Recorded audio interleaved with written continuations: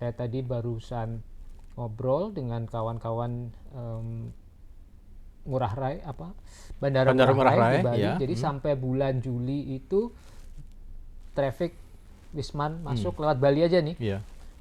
Udah 3 juta. Wow. Tourism is not only about beauty, but also safety. Iya. Orang datang ke sebuah destinasi bukan hanya karena destinasinya itu indah. Iya. Nggak ada gunanya indah kalau kemudian destinasi itu dipersepsikan, gitu kan, tidak aman. Tidak aman, ada potensi. Iya. Kalau ada kejadian, SAR-nya nggak ada. SAR-nya nggak ada. Iya, gitu betul. Iya.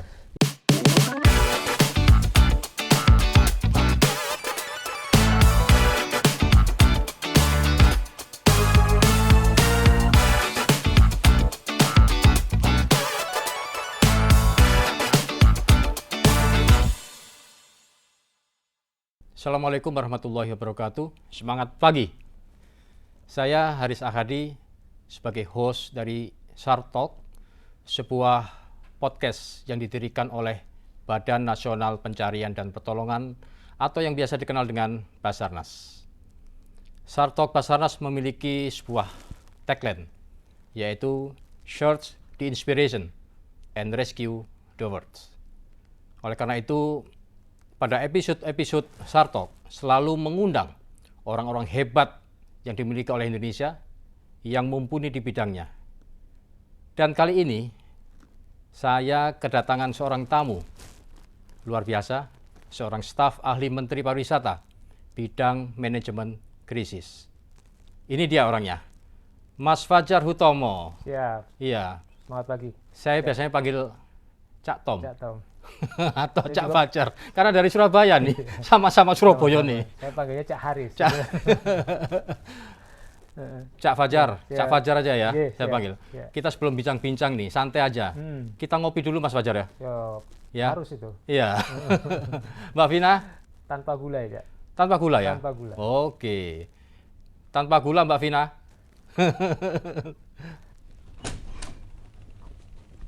Misi Pak. Nah, ini kopinya. Ya, silakan Pak kopinya. Cak Fajar.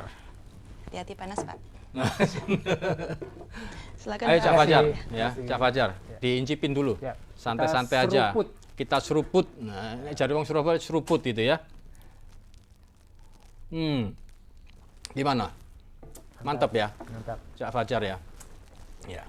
Supaya perbincangan enak saya panggil Cak Fajar ini. Ngobrol-ngobrol apa tuh santai. Ya. Cak Fajar, terima kasih banyak bisa hadir di Shark Talk Basarnas ini. Sama-sama, Cak. Saya yakin pasti kesibukan sampean wah luar biasa nih. Alhamdulillah. Iya. Bisa berkesempatan juga, saya terima kasih kehormatan bisa diundang di podcast Basarnas ini. Ini apa kesibukannya? Ya, saya tahu sebagai staf ahli menteri gitu ya. Nggak tahu kesibukannya apa sebagai staf ahli menteri gitu. Sebagai staf ahli menteri khususnya bidang manajemen krisis memang banyak kejadian-kejadian, banyak isu-isu yang harus kita address, kita tangani terkait dengan krisis kepariwisataan ini, gitu. Karena memang industri pariwisata kita lagi rebound, ya kan? Banyak hal-hal yang kemudian perlu kita antisipasi, ya, untuk tidak kemudian berkembang menjadi sebuah krisis, gitu kan? Gitu. Termasuk juga tentang kebencanaan, Cak. Wah, nanti kita diskusi lebih lanjut masalah itu ya. Ngobrol-ngobrol masalah itu. Selain sebagai staf ahli menteri, sebagai apa? Saya pernah lihat catatan Cak Tom ini sebagai dewan pengawas. Iya. Saya juga diminta bantu di perusahaan film negara PFN, itu BUMN Duafa ya, kecil. Dulu yang produksi Unyil. Iya. Sebagai dewan pengawas. Dewan pengawas ya. Oh, sekarang berproduksi apa nih? Masih ya? Masih. Terakhir kita ada satu produksi film untuk bioskop. Iya. Wah, ada film itu masih ya? Masih. Ingatnya Unyil aja nih. Iya. Kita juga lagi menghidupkan kembali Unyil. Kita lagi menghidupkan kembali Unyil dengan tampilan yang lebih kekinian lah, dengan teknologi animasi yang lebih baik. Iya. Nah, ini Sobat Sar, saya maaf ya, saya panggil namanya Fajar Hutomo tapi saya panggil Cak Tom ya, kadang Cak Fajar, Cak Tom gitu ya. Seperti itu. Cak Tom. Siap. Saya dengar Cak Tom sebelum sebagai pejabat di Kementerian Pariwisata dulunya swasta kalau salah ya. Betul ya? Betul. Saya puluhan tahun backgroundnya adalah di industri keuangan. Terakhir waktu itu sebagai direktur utama dari PT Sarana Jatim Ventura, itu perusahaan modal ventura daerah. Ya, lalu 2015 saat presidensi pertama dari Presiden Jokowi, beliau kan mendirikan Badan Ekonomi Kreatif, gitu. Saya diminta membantu, tentunya lewat seleksi seleksi, ada pansel.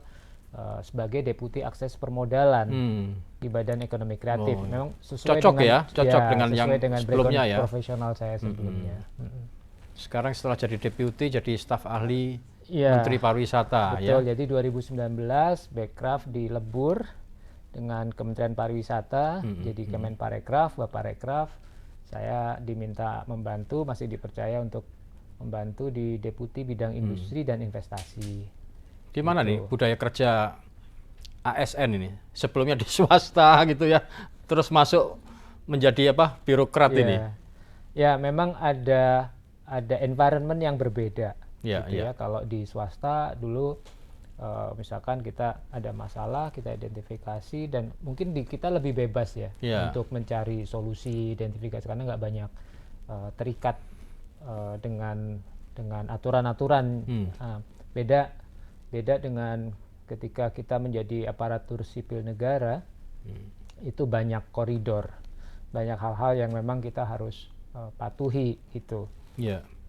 Tapi sekarang beda loh, ASN sekarang dengan yang dulu ya. Ya, sekarang sudah smart governance dengan kompetensi yang luar biasa, digitalisasi dan lain sebagainya. Iya, betul. Saya juga mengamati itu. Ada transformasi atau reformasi birokrasi yang memang sejak awal juga oleh Presiden didengungkan, digaungkan dan diperintahkan kan kepada kita semua untuk reformasi birokrasi ini. Dan memang mulai kelihatan ini. Dan juga soal mental ya, kita sudah punya core values ASN ya, berakhlak. Iya kan? Saya yakin ini sudah merupakan gerakan moral yang luar biasa nih ya. Iya. Betul sekali. Terutama memang tentunya transformasi semacam itu selalu diawali dengan komitmen dari pimpinan ya. Dan kita melihat komitmen itu dan kita yang ada di jajaran pimpinan kementerian lembaga juga tentunya kita meneguhkan juga komitmen itu. Betul. Karena kita dilihat oleh rekan-rekan dan juga anak buah ya. Cak Tom, ini terkait dengan tugas sebagai seorang staf ahli menteri ya, bidang manajemen krisis ini. Nah ini kaitannya dengan Basarnas nih ya. Semoga bincang-bincang kita ini dengan tagline podcast Search the Inspiration. Saya yakin dengan tadi Cak Tom bicara soal latar belakang tadi itu, kita udah bisa mengambil sebuah inspirasi nih. Ini luar biasa nih dari swasta terus menjadi birokrat sekarang ini gitu ya. Ini luar biasa perjalanan itu. Itu bagaimana itu mengadaptasi. Nah, core values kita kan juga ada adaptasi itu. Adaptasinya gimana itu? Iya. Jadi memang kalau dilihat dari tadi perjalanan karir saya itu ya, menjadi buat saya ada satu titik yang berbeda ketika saya diminta sebagai staf ahli Menteri Bidang Manajemen Krisis di tahun 2022 awal. Sebelumnya kan memang background saya di finance investment, jadi masih sampai menjadi deputi bidang industri dan investasi masih sama lah ya. Sama. Nah, dan lebih banyak ke tadinya ekonomi kreatif, kemudian pariwisata dan ekonomi kreatif. Di manajemen krisis ini memang kemudian saya harus belajar cepat, beradaptasi tadi terkait dengan ekosistem pariwisata. Sebenarnya nggak terlalu berbeda amat sih, maksud saya menggunakan pendekatan begini, manajemen krisis. Intinya kan sebenarnya soal risk awareness ya, kesadaran terhadap resiko. sebelum kita mengerjakan atau menyiapkan segala sesuatu kan kita harus identifikasi nih resikonya apa aja. Nah dari titik itu sebenarnya sama dengan apa yang dulu saya lakukan sebagai venture capitalist, gitu kan, memberikan pembiayaan, gitu kan. Intinya kan harus ada nih resikonya apa aja dan kemudian kita bikin persiapan. Nah sama juga gitu. Manajemen krisis kepariwisataan. Apa sih yang disebut dengan krisis kepariwisataan? Ya, kalau by definisinya itu ada Permen nomor 10 tahun 2019. Krisis kepariwisataan adalah segala sesuatu, jadi segala sesuatu yang memberikan dampak negatif terhadap kinerja ekosistem pariwisata. Nah, segala sesuatu ini akhirnya dimensinya luas. Ada soal kebencanaan, alam maupun yang non alam, ya. Dan kita sendiri sebenarnya ya alam sebuah keniscayaan lah, Cak. Pariwisata kita ini adalah natural base, berbasiskan kekayaan alam. Sementara landscape Indonesia, bentang alam kita ada di Ring of Fire, ya. Sehingga banyak sekali potensi kebencanaan, mau gunung berapi, tsunami, gempa bumi, semuanya ada. Gitu, tanah longsor, ya, di destinasi-destinasi kita itu rentan juga terhadap itu, gitu. Makanya ini yang harus disiapkan, baik oleh pengelola destinasi maupun wisatawannya juga, serta para pemangku kepentingan. Nah, di sini juga saya belajar tentang ekosistem, bahwa ternyata memang tidak ada satu hal yang murni karena kita, murni karena apa yang kita lakukan. Ternyata memang yang bisa kita lakukan itu hanya sedikit sekali, kecil sekali. Sementara banyak yang ternyata harus disupport oleh teman-teman yang lain di ekosistem itu, gitu. Termasuk juga dalam hal ini. Tentunya kami sangat butuh juga peran dari Basarnas. Betul, ya. Kenapa? Saya selalu mengatakan begini, Cak. Tourism is not only about beauty, but also safety. Orang datang ke sebuah destinasi bukan hanya karena destinasinya itu indah. Nggak ada gunanya indah kalau kemudian destinasi itu dipersepsikan, gitu kan, tidak aman. Tidak aman, ada potensi. Kalau ada kejadian, SAR-nya nggak ada. SAR-nya nggak ada. Betul.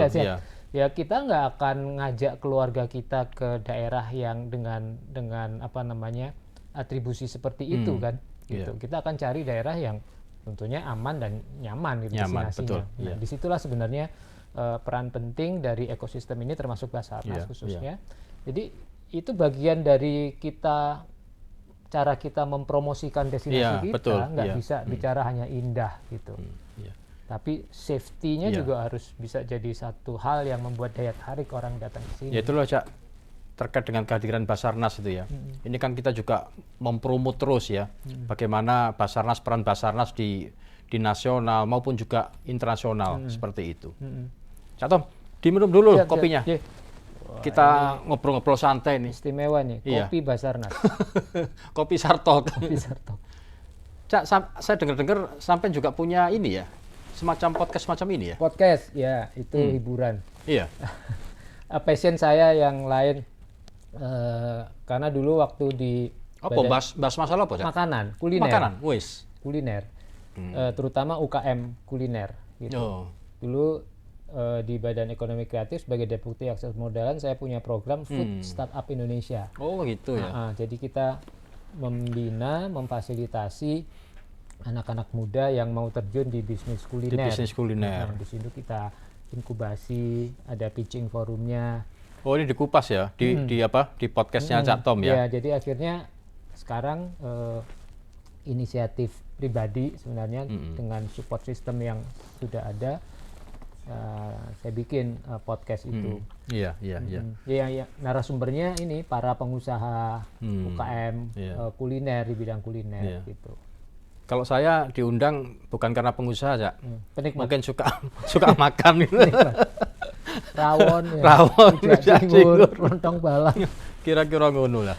Nasi bebek. Nah, aku pengen balik lagi tuh. Tadi menarik nih soal apa itu, bagaimana tata kelola ya, manajemen krisis terkait dengan pariwisata. Gimana Cak Tom melihat pariwisata di Indonesia ini? Ini kan Presiden Jokowi kan juga mendorong itu semua kan? Ada destinasi super premium dan sebagainya itu. Ya. Secara peminatan, secara keinginan wisatawan, kita punya 2 target kan, Wisman dan Wisnus. Ya. Dua-duanya itu saat ini kalau saya lihat trennya memang naik.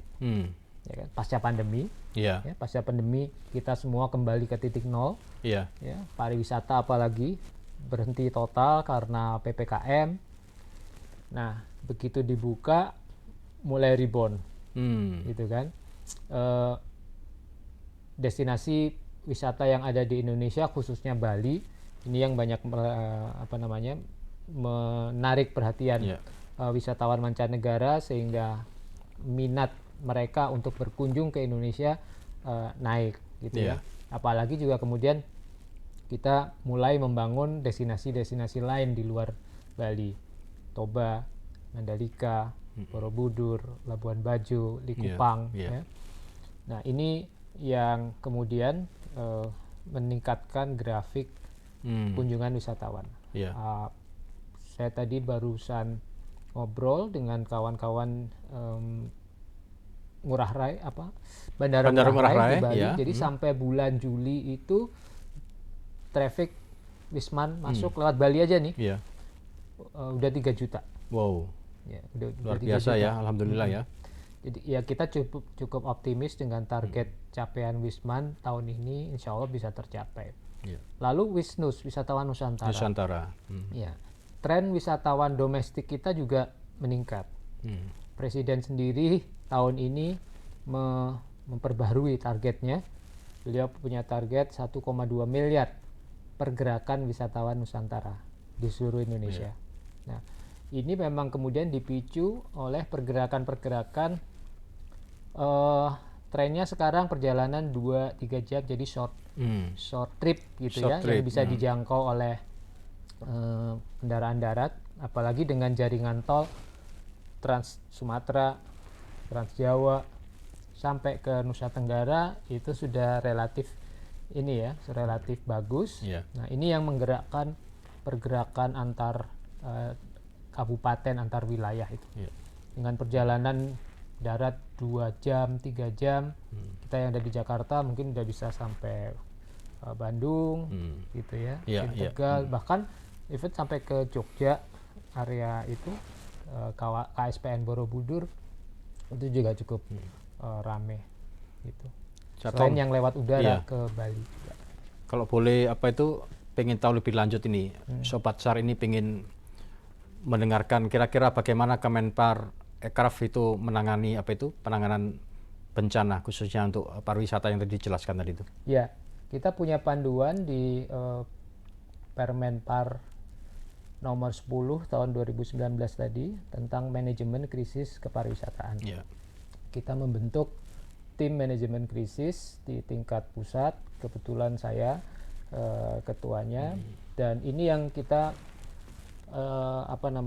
sedang dorong untuk pembentukannya MKKD, manajemen krisis kepariwisataan di daerah. Gitu. Nah, dari awal kita menyadari bahwa walaupun tadi ada MKK pusat itu di internal kami, tapi lebih dari itu kami harus banyak, sesuai tagline yang disampaikan sering disampaikan sebagai etos kerja kita, adaptasi, inovasi, kolaborasi. Maka kita harus banyak bersinergi dan berkolaborasi dengan, dalam hal ini ekosistem penanganan kebencanaan, termasuk salah satunya dengan Basarnas, dengan stakeholder dengan seluruh stakeholder pemangku kepentingan yang ada. Pentahelix kalau orang bicara kebencanaan ya. Pentahelix. Dan kita sendiri sudah ada MOU dan PKS-nya bahkan. Alhamdulillah. Nah, ini tentunya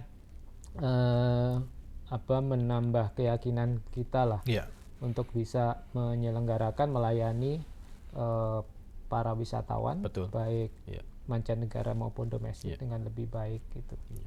Tadi menarik juga dikatakan bahwa kita bicara pariwisata itu juga bicara soal bagaimana memberikan rasa aman tadi ya, selamat ini. Ini nanti untuk kolaborasi ke depan ini, Cak Tom. Ya paling tidak di publikasi-publikasi yang dilakukan oleh teman-teman di pariwisata itu bisa mencantumkan call center-nya Basarnas tuh. Oh iya. Ya, 115 itu. Iya, betul Ya, banget. Jadi ada istilah kita panic button. Ya, memang perlu ada panic button yang bisa yang pertama diketahui oleh semua wisatawan. Iya. Ya kan? Sehingga ketika terjadi keadaan darurat itu ada online akses. Gitu ya, ada kemudahan akses ya, bagaimana para wisatawan mancanegara Nusantara tadi itu ya. Kalau terjadi sesuatu tadi itu. Ini yang kolaborasi ke depan perlu kita tingkatkan ya. Betul. Beberapa waktu yang lalu kan kita membahas ya, rencana aksinya apa itu ya. Mungkin Cak Tom punya ini rencana ke depan.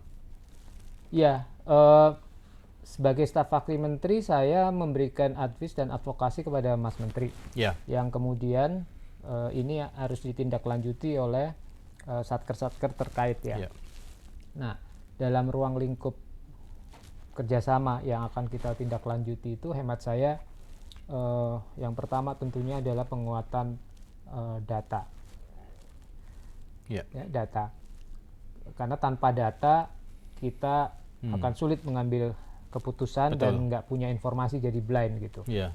Nah, pertukaran data ini kita punya Sisparnas, Sistem Informasi Kepariwisataan Nasional berbasis spasial di situ. Di situ kita sudah coba petakan potensi kebencanaan yang ada, ya, apa saja gitu ya, mappingnya, lalu mapping tentang destinasinya, industrinya, dan potensinya juga ya. Ya, jadi potensi kebencanaan. Nah, ini yang kemudian mestinya jadi satu platform bersama tanpa harus bikin platform sendiri-sendiri. Kita bisa connect gitu, sehingga apa yang sudah ada di satu kementerian, lembaga misalkan itu bisa ditarik, ditampilkan juga di platform yang kita punya, jadi wisatawan bisa. Ini kan Presiden Jokowi juga sudah punya kebijakan ya terkait dengan satu data. Memang nggak boleh boros negara, ya kan? Satu lembaga sebenarnya ya sudah dipakai oleh kementerian lembaga lain ini ya, seperti itu ya. Ya insya Allah ke depan kita bisa lebih ini lagi nih kerjasamanya ya.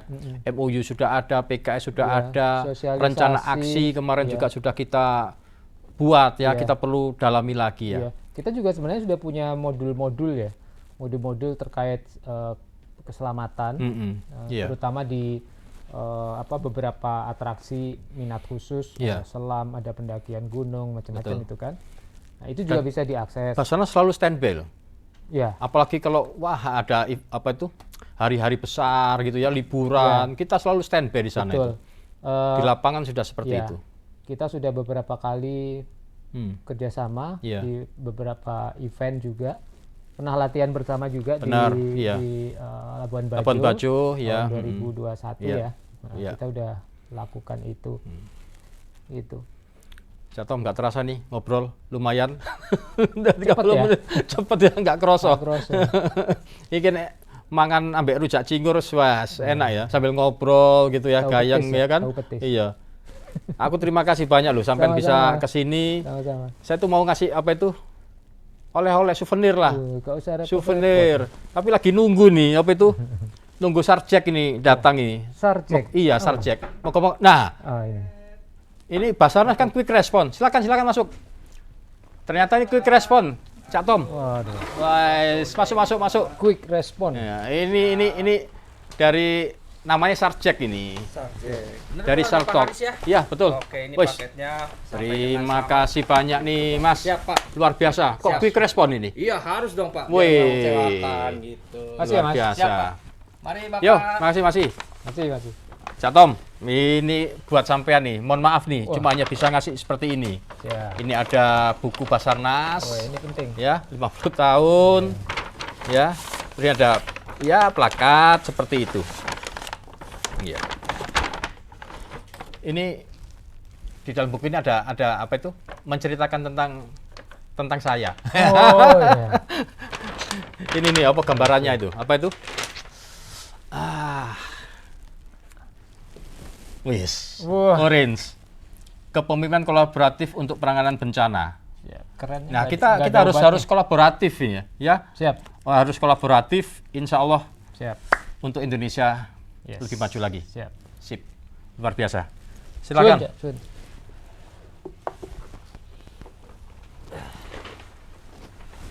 Aduh, alhamdulillah Cak Fajar sudah lumayan ngobrol-ngobrol ya di Shark Talk Basarnas. Basarnas. Sip. Share the inspiration and rescue the world. Terus menginspirasi. Insya Allah kedatangan sampean luar biasa. Saya kira bisa menginspirasi banyak pihak. Sobat Shar, jangan lupa untuk selalu mengikuti Shark Talk, Share the inspiration and rescue the world setiap hari Senin. Afiknam Jagat Samagram. Terima kasih. Sun. Sukses selalu. Siap.